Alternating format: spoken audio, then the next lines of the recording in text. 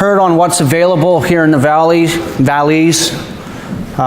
We've heard kind of what the Valemount Community Forest and the McBride Community Forest is kind of looking at to do over the next little while, what they're currently doing. We've heard a little bit about the Columbia Basin Trust involvement, again, Craig's role at the VCF as well as what's available. Next, I'd like to bring up Marvin Funk of FP Innovations to give a little talk on compatibility. We know what's here now. We know the challenges in some of the species that are here. Without further ado, Marv Funk, FP Innovations.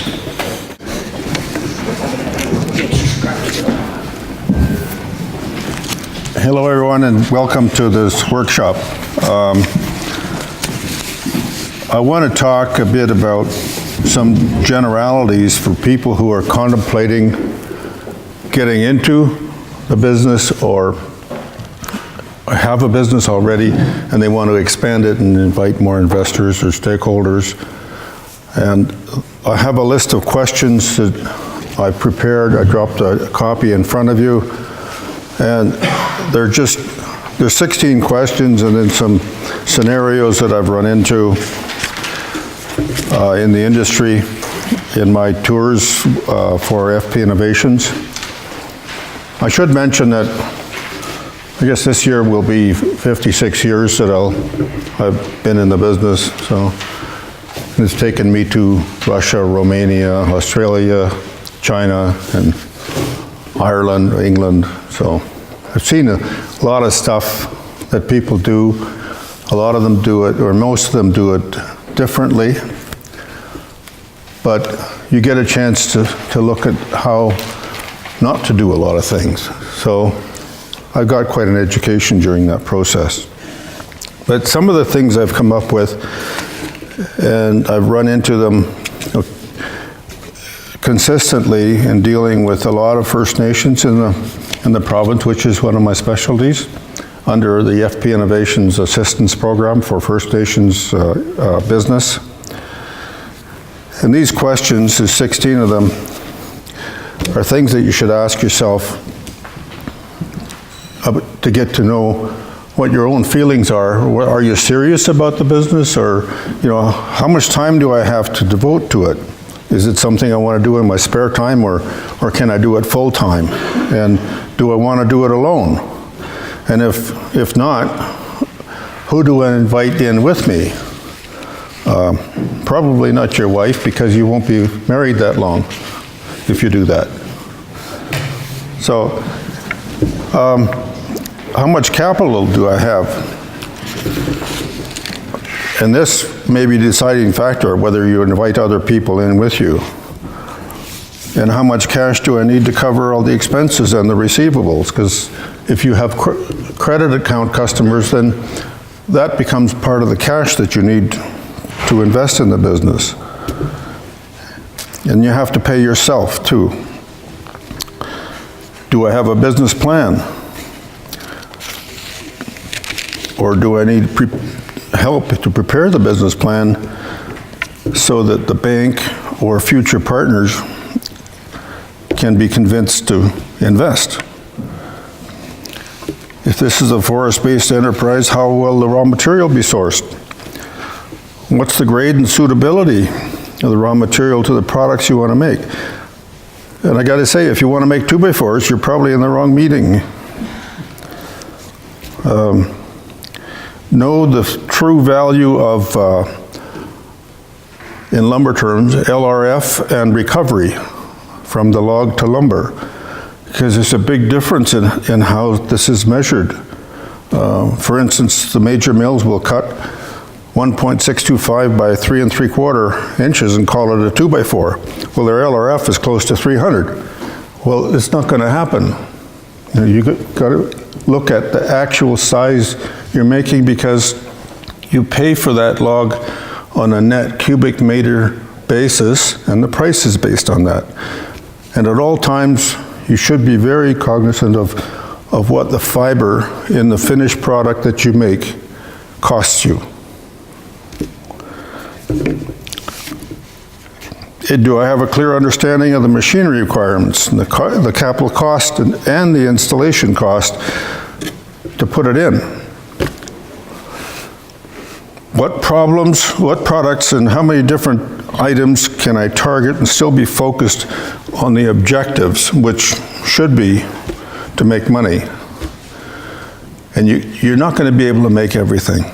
So if you want to make garden furniture and log cabins, that's probably too diverse a product mix.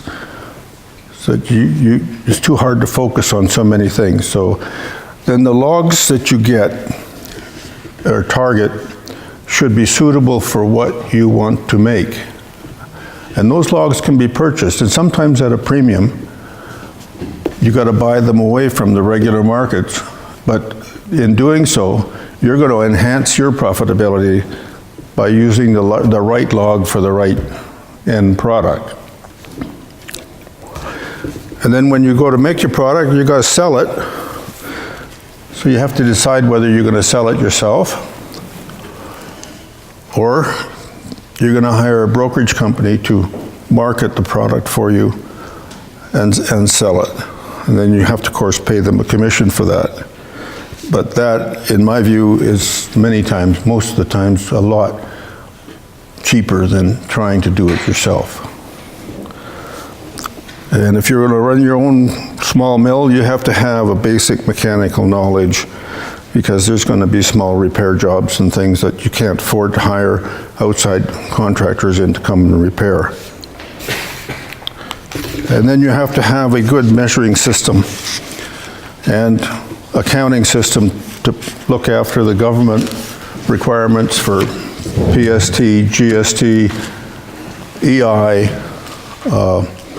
benefits for your employees, the labor relations requirements, all of these things. So you have to have something in place to do all that. So, in general, it's an accepted fact that you can't manage what you can't or don't want to measure.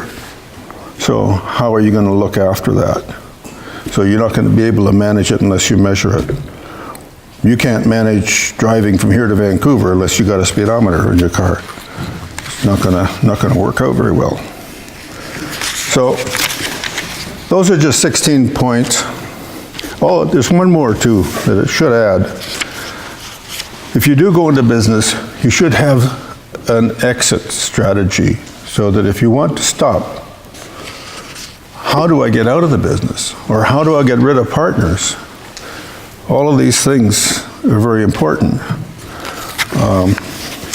Some people use what is generally termed financial combustion, but I wouldn't, that's going to backfire on you.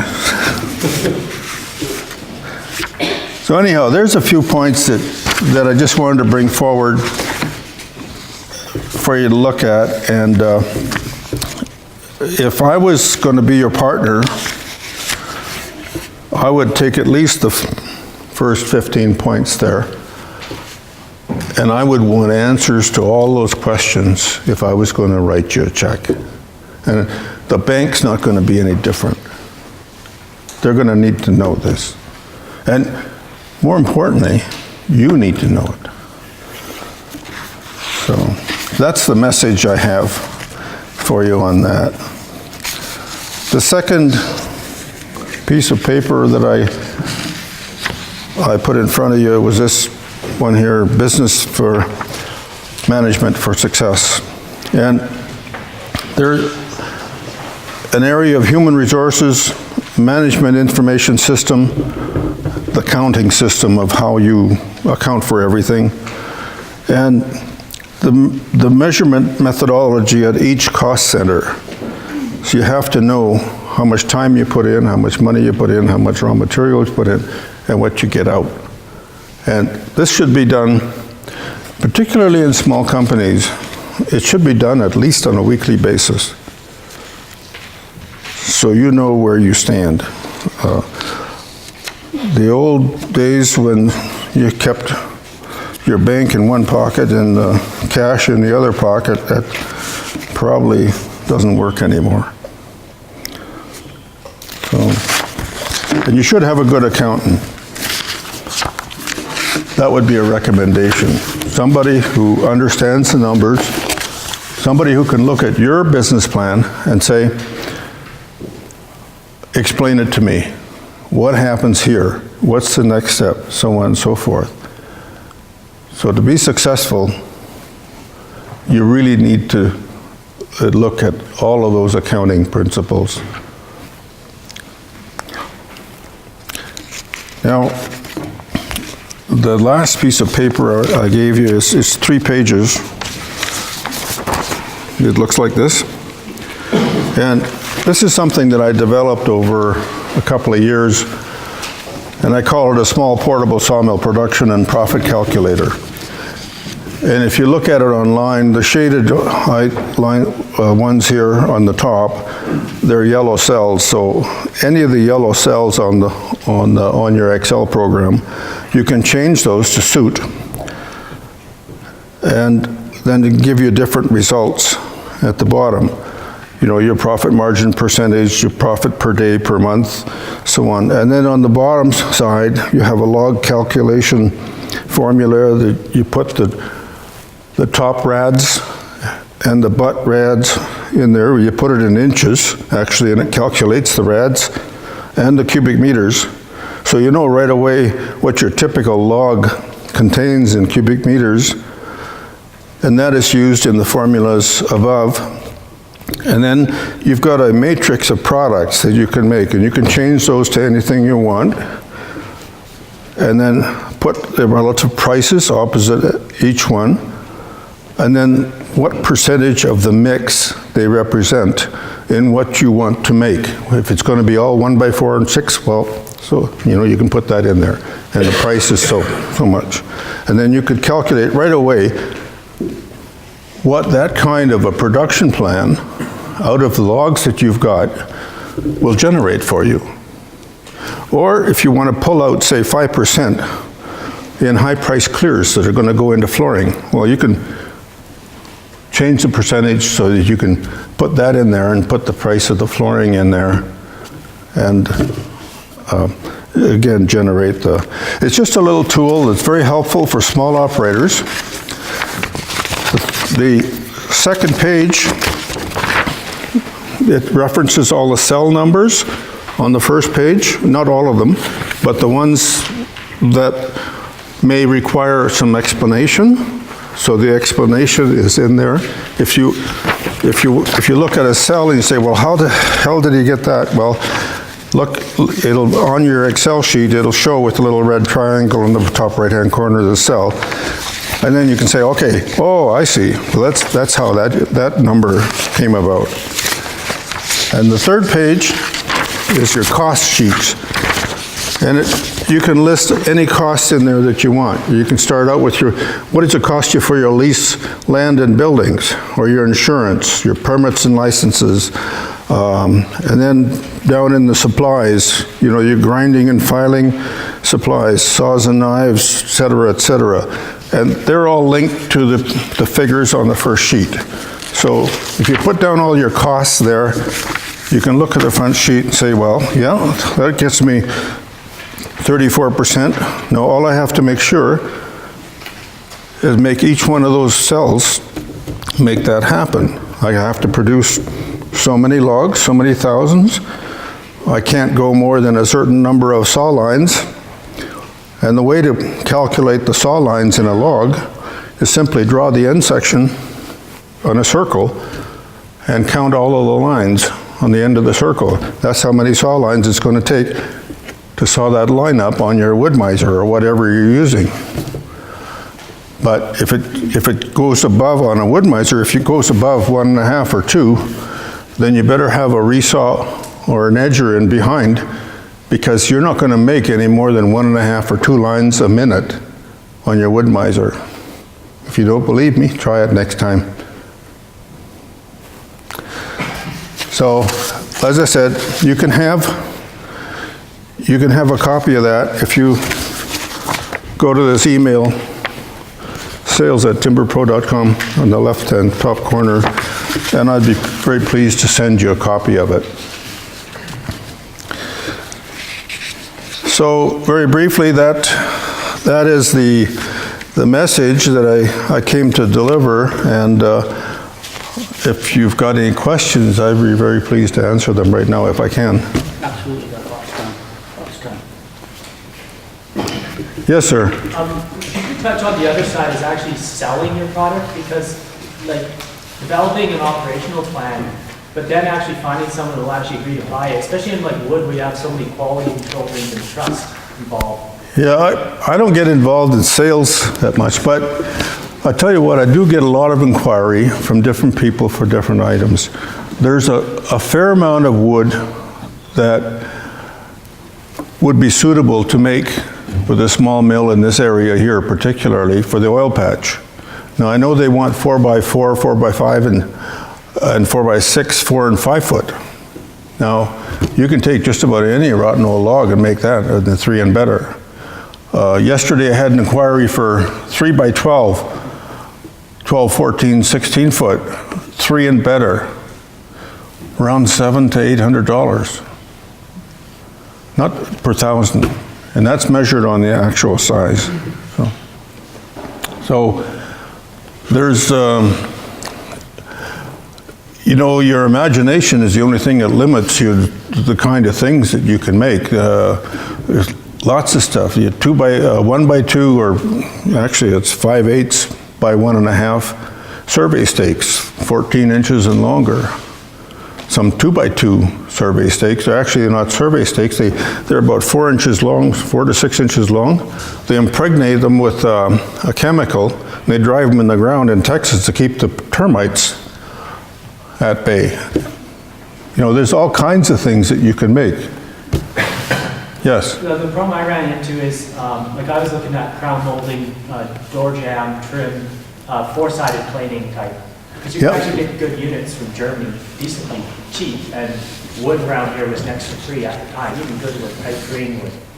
But it was just, even though you had a price, and you could even do the volume, like try finding someone to put anything in writing to buy it off you. They did, oh yeah, once it's done, come to us. And then there's quality control, and it's... Well, you should have a basic understanding of lumber grades, and the Council of Forest Industries, and there's a company that promotes the grading in the province. They do a very good job of giving literature that you can get that describes the grades quite well. And you know, I was pleased to hear Craig say that you're looking at an industrial area for where you could perhaps put like a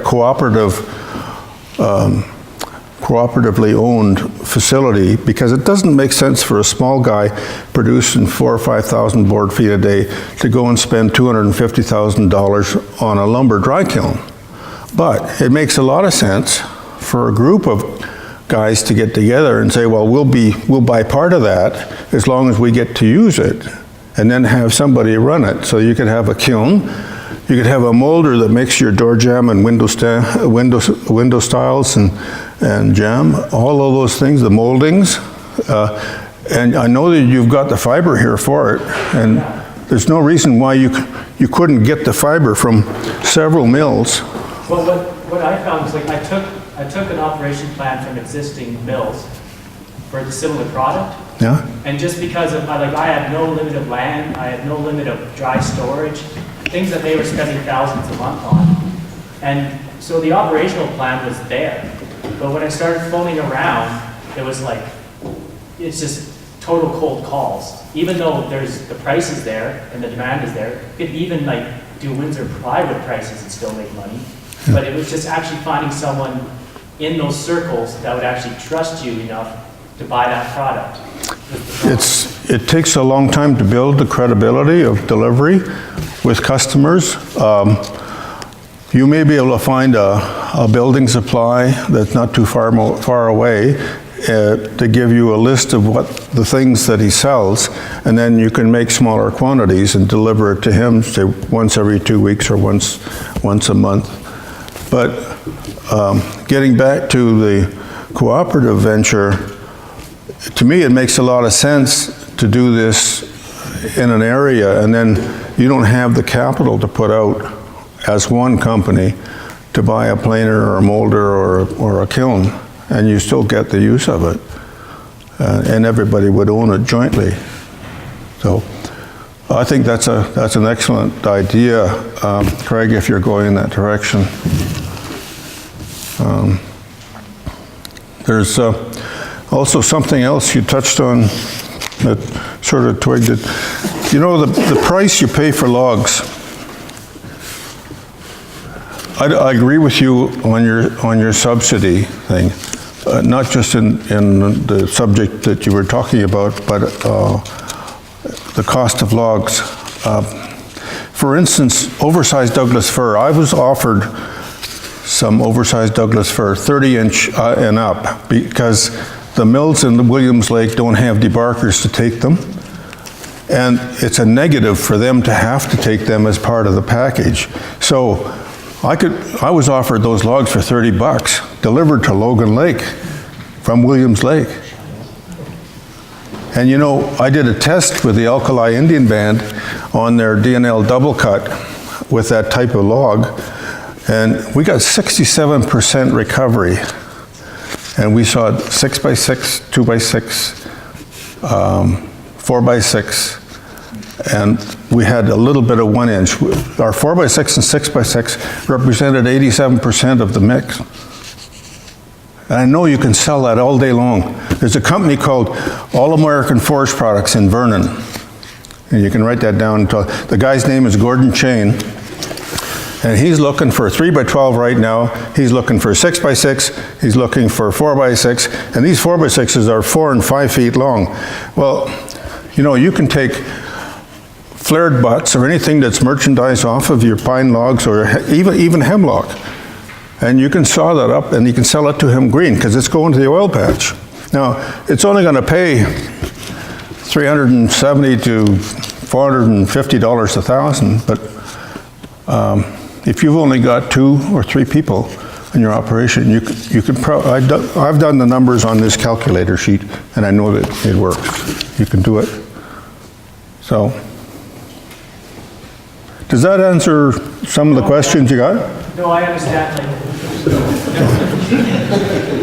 It just seems that there's operations. You can do your business plan and operations. It's just like logging. That's great.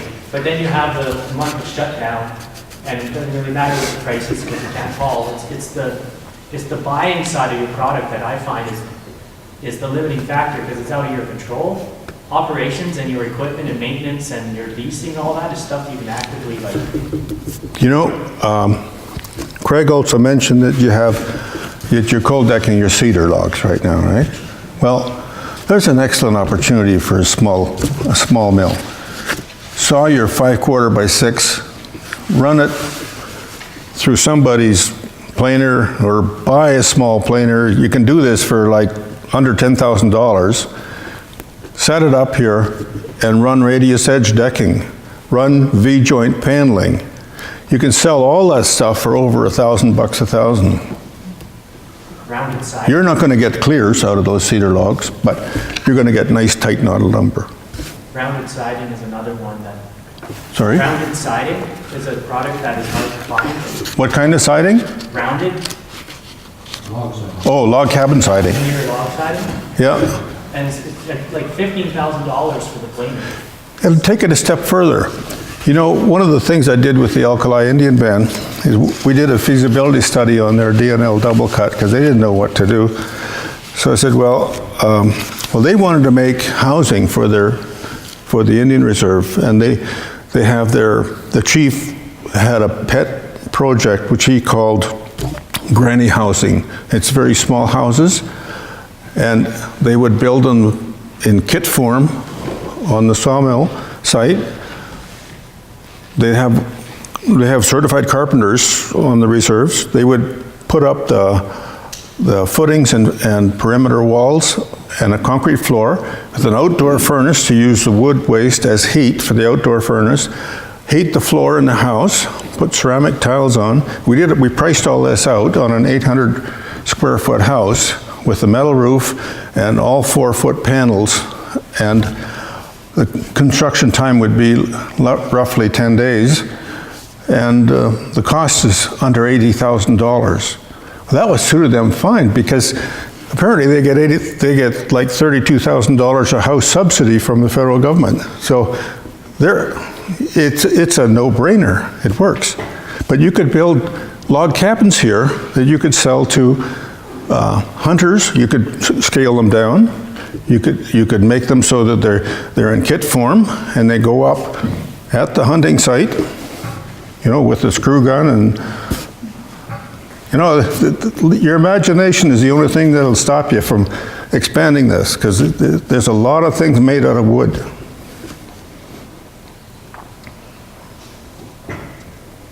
Yes, anything else? I just got a question. On these, like the products that you're talking about, are there brokers that actually handle that? When I looked into it, like there kind of are, you're caught between like direct sell to the customer, Yeah. which some local people do, and then your quality, because when you're buying siding, you're buying crown molding, you're dealing edge grain fir, there's a very high level of like quality trust there, right? Because you're spending, you're doing cabinetry, you're paying a finished carpenter a lot of money, and then the wood moves, right? Right. So it's kind of like you're either direct sell to your buyer or your Windsor plywood, and the in-between was just like, but the frustrating thing is you'd actually be shocked at what a $20,000 German four-sided planer will put out for volume. Like, it's incredible how little amount of wood. You could literally take cheap 2x4s and make money off of them with the right planer. But the problem is it's like, for the big guys meeting their volume to consider buying you, overcoming the quality control trust. They don't know you, don't have any references, and then continually keeping up to the price fluctuations. Usually the higher end you go, the more stable prices. Ground molding stays the same. 2x4s go up and down. But I really found that, like, you know, my dad's a finished carpenter. I have quality control there.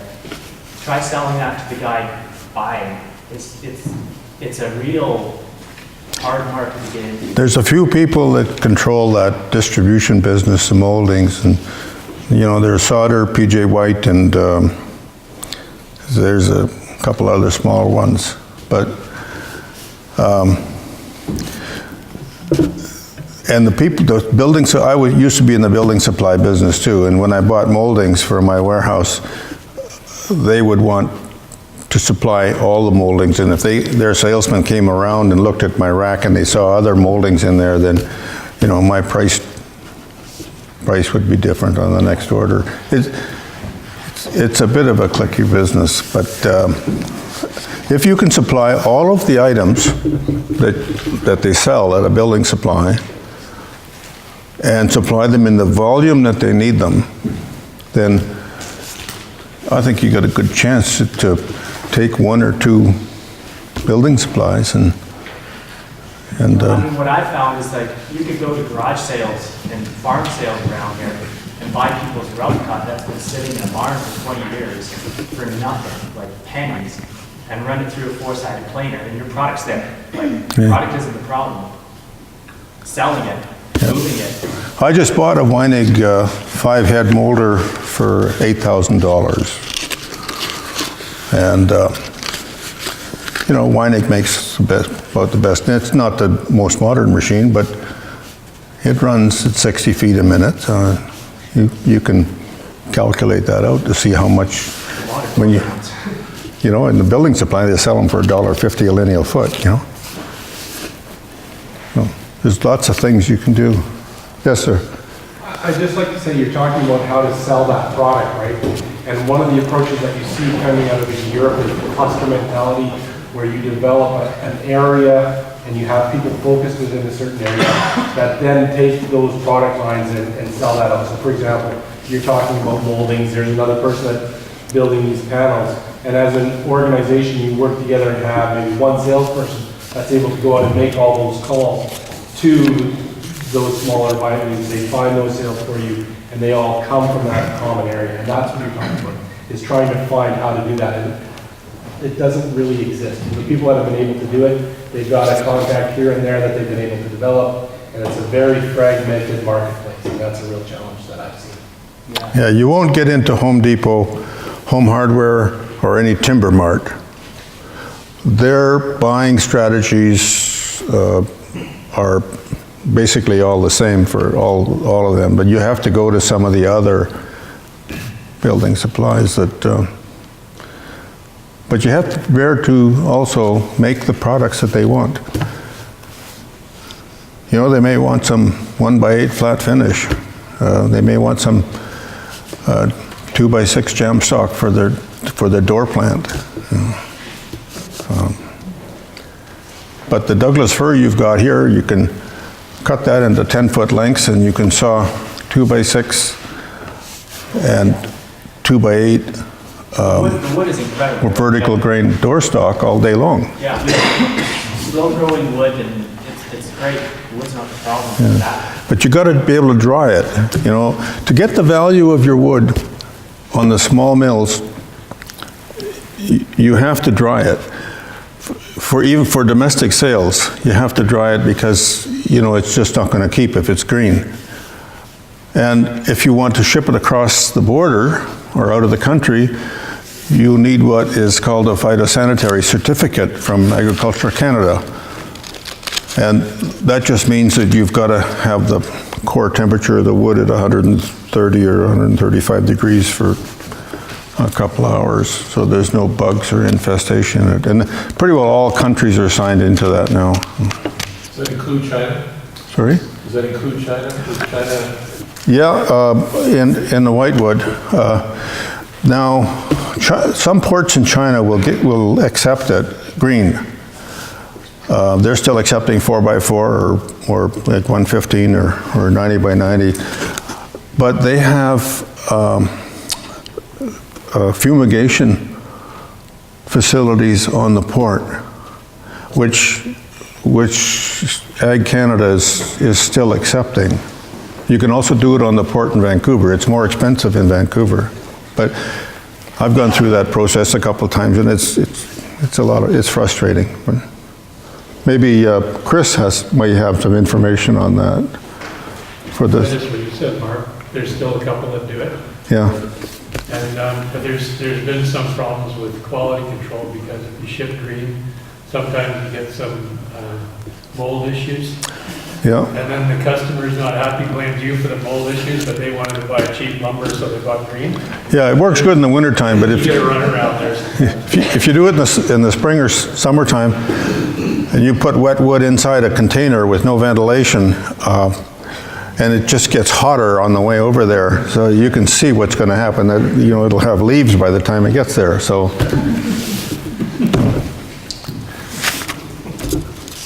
anyhow, I want to thank you for your time, and like I said, if you have any other questions or if you want a copy, an electronic copy of this that you can play with, don't hesitate to send me an email and I'll forward it back to you.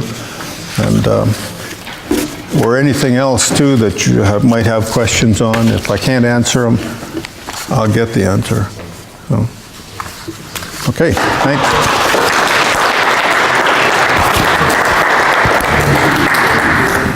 Thank you. Marvin Funk has been working in the forest and wood products sectors for 56 years now.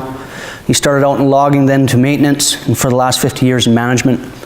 Marvin started many new greenfield operations that used his expertise in organization, process, and systems development. These included flow plan designs and the development of task-specific machinery for the value-added sector. And that's integral to finding that niche market. He has certificates in lumber grading and other related disciplines that has led to significant recognition of achievement in the industry. His extensive experience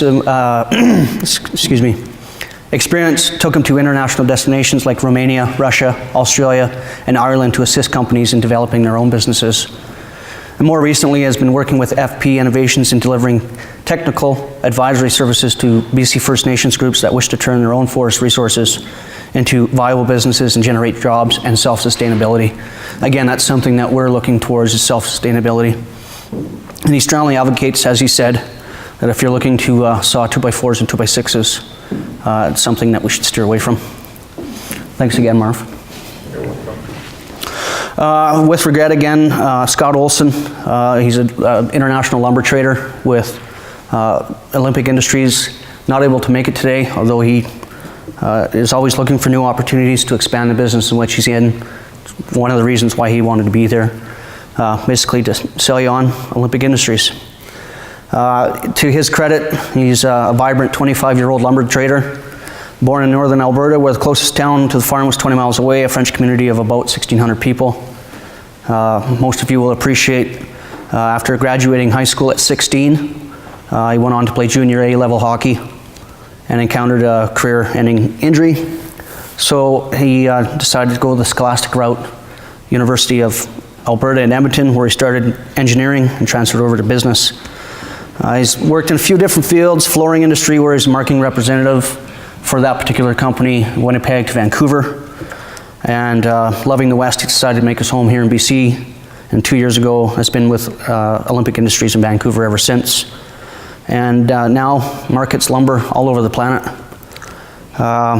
He's a boxer, fisherman, lumber trader. Again, those are his passions, not in that order. And again, he sends his regrets. So again, you'll have to listen to my spiel. If you have any questions, I have contact information for Scott. Please do not ask me anything about it. These other gentlemen in the room have seen his presentation before, and Nakusp had a similar workshop, so perhaps I might be able to shed some light on passing the buck here. So, Olympic Industries was, sorry.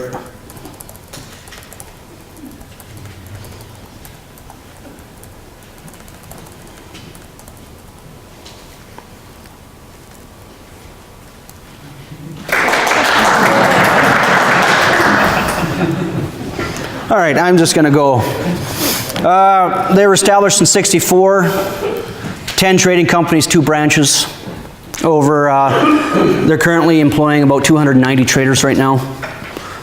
They work with thousands of customers and thousands of mills, and they do have a worldwide supply network. They are a recognized leader in forest products marketing, and they have been for decades. They were founded by Jack McKinnon in '72 and established a high-quality custom pine products manufacturing team in '86. In '91, they established their cedar department. In 2008, they established their East Asia export team. And in 2010, they established their log department. Interestingly enough, they established their ocean freight and export desk team for the whole Forest City Trading Group in 2010. And currently, they have established and are maintaining South Asia and the Middle East.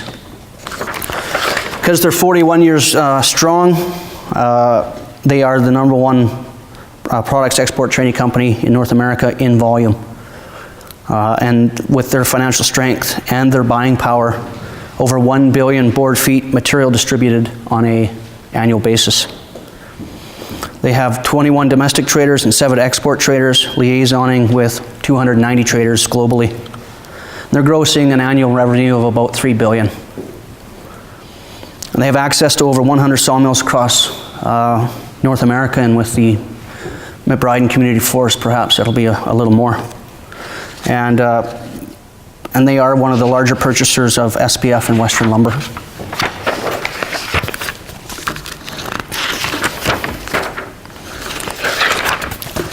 God, I wish Scott was here. Right now, they're looking at taking in spruce, hemlock, balsam, Douglas fir, and pine. It goes to Forest City onto ocean freight. They fill their vessels, do partial cargoes, and container shipping. They have access to all the major ports in North America and their loading facilities at each port. And like I said, they're currently shipping to Asia, Middle East, and Europe for their markets there.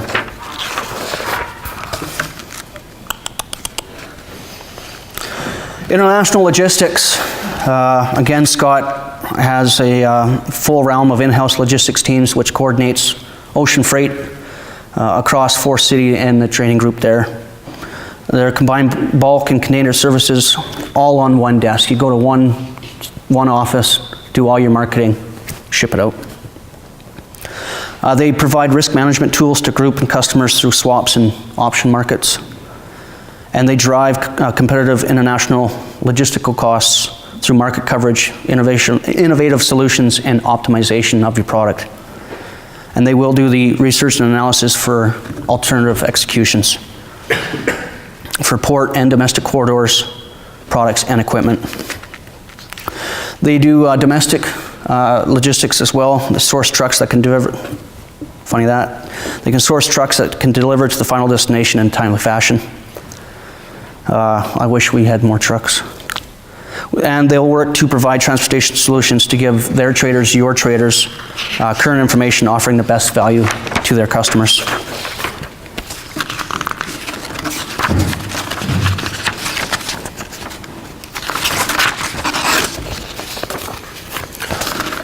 Question is, how can we work together? And building a relationship on other questions, what are your best products to cut? Timbers, is it dimensional? What mills do what? And how will you base production? What is and what is being cut? Logistics, will some of the mills work together? Volumes per mill, and in what products and what capacities? Log supply, will you do a fiber swap between mills? We kind of talked about that earlier today. Where do you want your wood to go? Where's your best bang for your buck? And a proven business model adds value, and Olympic has proven consistently to be able to sell a variety of products to many markets internationally. Any questions? I have contact information for Scott. If you do have any questions, maybe one of the other speakers can. I just had a comment. One of the reasons that Olympic has wanted to be here is because they're buying 12 bees a week out of Barrier from John Drew. And I've been working with them because they got a bunch of young traders who've got the energy that we need. We're building a new business in rural BC. So you need people with lots of energy, lots of contacts. And I think there's an opportunity to build a relationship with a company like this that would take care of some of those bigger problems. Like brokering and Yeah, because, then they know exactly how to package, what sizes to make, everything, so all you do is you make your wood, and then they take care of it. So, I've seen a lot of entrepreneurs that know how to do what they know how to do, and it's the rest of the business that kills them. So, this is just one option for marketing, that's all. That was why I asked Scott to come here. I wish he could be He here. did go to Nikusk, and I think he's come away from there with some work, some deliveries. And so, the work that he's done in Barrier in terms of providing an outlet for John's materials, I think it's a good lesson. Go ahead, Mark. I was just going to wonder if this PowerPoint presentation would be available. Absolutely, I have copies. One of the common trends I'm hearing in the room is the difficulty and the difficulty in sawing or processing hemlock, and I'm just wondering, the speakers, Marv maybe, can speak to that a little bit. I mean, it's one of the largest species we have left in the valley, and of course, a lot of it's down the lake, which infrastructural nightmare. But is it a market? Is it not a market? Is there a... Actually, I love hemlock, and I like to saw it. It's easy to dry, contrary to many opinions. You do need to dry it or else you need to anti-stain it, anti-stain treat it if you're going to ship it in the warmer months, because it will stain, like the sapwood in Douglas fir will. But there's nothing wrong with hemlock. It's almost as strong as Douglas fir. Hemlock clears in the 70s actually passed Douglas fir clearers in price because they were sought after. And one of the reasons they're sought after in places where they treat the wood is that it holds paint and it's non-resinous, so it doesn't bleed like Douglas fir or any of the resinous woods. It's a very nice wood, and cut into vertical grain. You'll find that most of the gymnasium floors in Canada, they're not made of maple, they're made out of vertical grain hemlock as flooring. So hemlock has a lot of very fine attributes that are underutilized because, well, the market has been down and people, the first thing a person wants when he goes to a building supply is a 2x4 Douglas fir, because he's been told from the day he's born that Douglas fir is best. So, and hemlock, they say, twists when you build with it. Well, some Douglas fir twists pretty bad too. So. Yeah, true enough. That kind of leads us into the next item on the agenda is leading into group discussion, and I can't stress this enough, getting all you fine folk in the same room to really generalize or to really be specific as to your local needs and directions. And that being said, we've got some experts in the room that can help us answer some of those questions, revert their comments, hear your comments, and see just exactly over the next half an hour what kind of direction both communities are looking to go. Try and stay clear of that TSA reallocation. It's a long 10 days from now, and perhaps we'll find a common solution.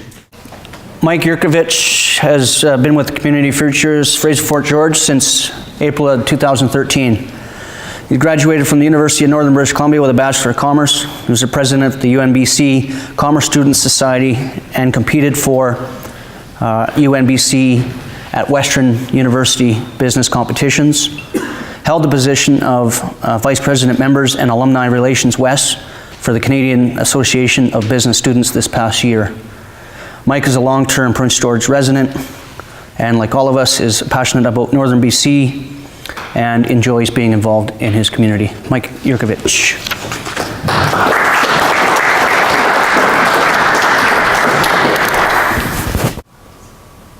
All right, so I'll just give you a quick overview of what Community Futures is. I know a lot of you guys are fairly familiar with it, but so what we were established by the federal government in 1986. It was in response to some of the economic challenges faced by rural communities throughout Canada in the 1980s. So today there's 267 offices across Canada, 90 of those being in the 4 western provinces, 35 right here in British Columbia. So we're staffed, we're a small business resource center.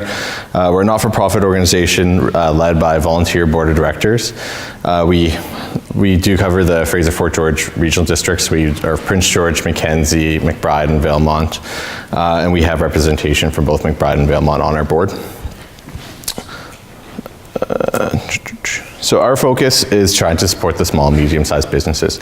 The reason being, small businesses can flex faster in terms of economic changes, and as well, better for what's best for your community and what impacts you can have. So if well managed, you guys can take better or seize opportunities faster. So the services that we include, so we obviously have financing, which is a big role. We have one-on-one business counseling. assistance in creating business plans. We have training and workshops. I know a few times today it's been mentioned that you may have the skills, but you may have your trade. However, it's the business aspect you're not too sure about. So we do offer workshops. A lot of them are in Prince George, but we do have webinars we can send to you as well. So they're available here. And if you're interested, we could also organize something to come out to the community and have those workshops in person here from time to time.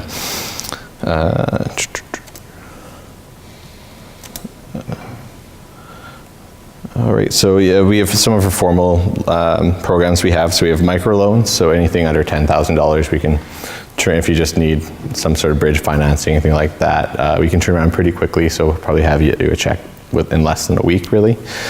Then we have youth loans and our larger loans. So we go all the way up to $150,000 within our office, but we do have the ability to syndicate with other community features offices. So we do work closely with the 8 other community features in Northern British Columbia, meaning we can, if we're working with them and it's a solid deal, then we can probably get a fund about $1.3 million to get over that, because $150,000 really doesn't, especially in the resource sector, may not go that far. We also do the self-employment services, so if someone were to get laid off and they're EI eligible, then we can help coach them through the business plan if they want to start their own business. Let's skip that part. So in the past 22 years, we have authorized loans to 638 businesses, more than $22 million in creating or maintaining about 2,800 jobs. So we're pretty proud of those figures. And obviously we have been in Northern BC or the Fraser George region for over 25 years now. All right, so the best thing about our business financing, what might be good for your community here, is we're not a formula lender. So the charter banks, they've got their box. If you don't fit in it, too bad, so sad. But we look at the business viability and the impact you might have on the community. And we'll take that greater risk that the charter banks won't do, especially in a community where, like Valemount and the Robson Valley, where it might not be on the best solid ground, but we see the value in bringing money into this community and supporting those initiatives. So we definitely take on higher risk.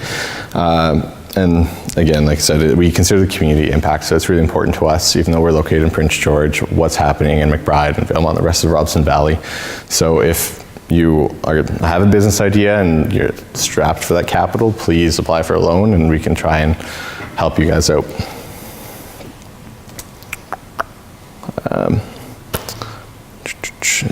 So yeah, because we do take higher risks than conventional banks and we are mandated by the federal government, we do end up having to charge more for interest. However, we'll often offer no penalty buyout. So if for the first 2 years a bank won't want to help you out, then we can give you that financing. If you're doing really well and a bank is willing to give you a smaller interest later on down the road, then buy us out, no problem. Then we can have that money freed up to help out another business down the road. So. And we can also offer flexible payment schedule. So if for the first, say, 3 to 6 months, it's you have to wait for that money to come back into your business, we can offer, say, just interest and life insurance only payments. So you're not strapped trying to pay a big burden. Or if it's a highly seasonal business, through your down season, we can do the interest only and then ramp up during your busy seasons. Let's skip that part. As I mentioned, if it's less than $10,000, we can get it turned around pretty quick, probably quicker than a lot of the banks. We don't offer lines of credits, it's just term loans. So we can't be in competition with the banks, and that's part of the reason why we can't offer those. And to touch more on the training services that I had mentioned, we have over 50 topics. If you're in Prince George, we have live broadcasting. We have video conferencing with Small Business BC in Vancouver, or we can do the webinar, like I said, we can send you a link so you can learn about specific discipline of business that you feel weak at right from home. So.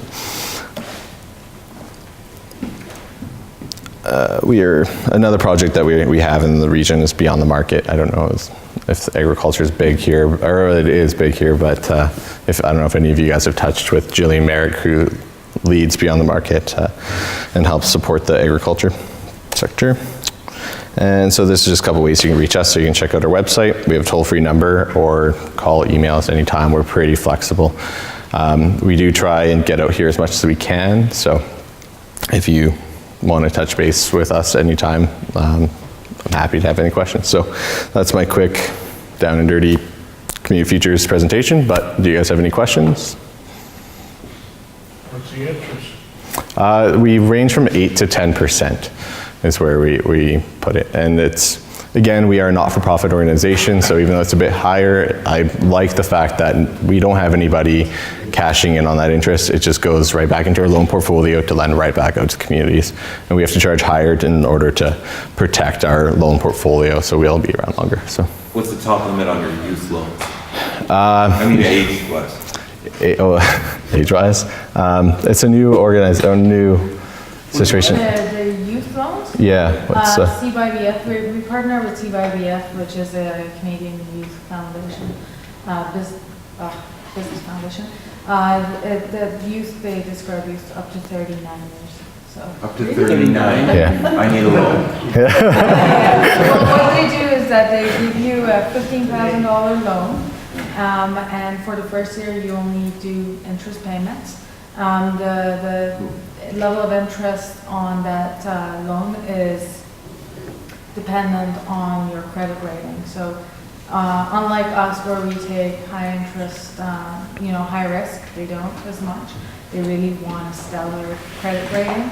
But yeah, for anyone under 39, it's a $15,000 that's available, but that's their max limit. That's it, and it's a one-time thing. Do you have any seniors programs? Anything above 39. Yeah, we were 40 years ago. Yeah. You say you have to charge a little higher interest because of the higher risk there. How do you find your default cases? Do you get more than the banks? Yes, for sure we do. Yeah. Like I said, the charter banks have their specific box of requirements. They have shareholders, they have a business as well that they're trying to protect and gain profits. So they can offer a little bit less, but they take next to no risk, where they're going to have a highly secured loan. So obviously for us it's case by case, and the more secured the better, and it will increase your chance of approval. But we are there to be that high risk lender to try and support those grassroots initiatives. So that's our look of economic development, is helping support small business at the grassroots. You guys know best what's best for your community, so we want to be able to support that. Yeah. Do you require a refusal from a chartered bank before you consider it? Nope. We actually have some clients that continuously come back to us, even though they are now bankable. They enjoy the flexibility that they can come in, talk with us. If they have a rough patch, I've had a lot of clients who just give me a call like, oh, you can't make this payment this month, so maybe we'll just do interest only. Obviously it's not ideal, but we are flexible. We are the compassionate lenders. So we're not gonna chase after you immediately after a couple of missed payments. So. Do you have any businesses in default now? Yes, there's a couple. Are they for sale? The businesses? Yeah, I don't know. But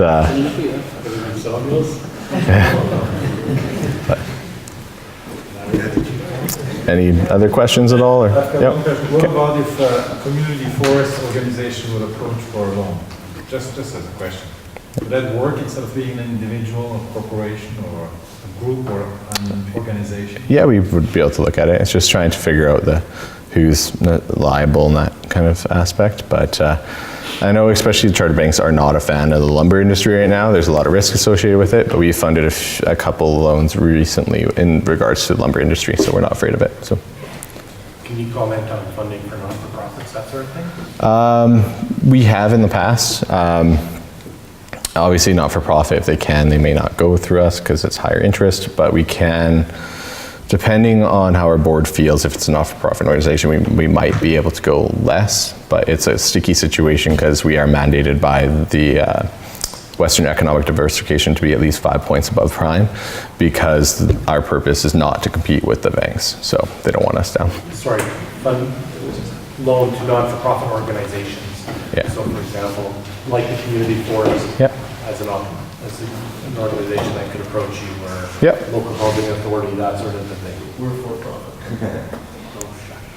Yeah, no, but we do have a couple loans out that are right now for not-for-profit organizations.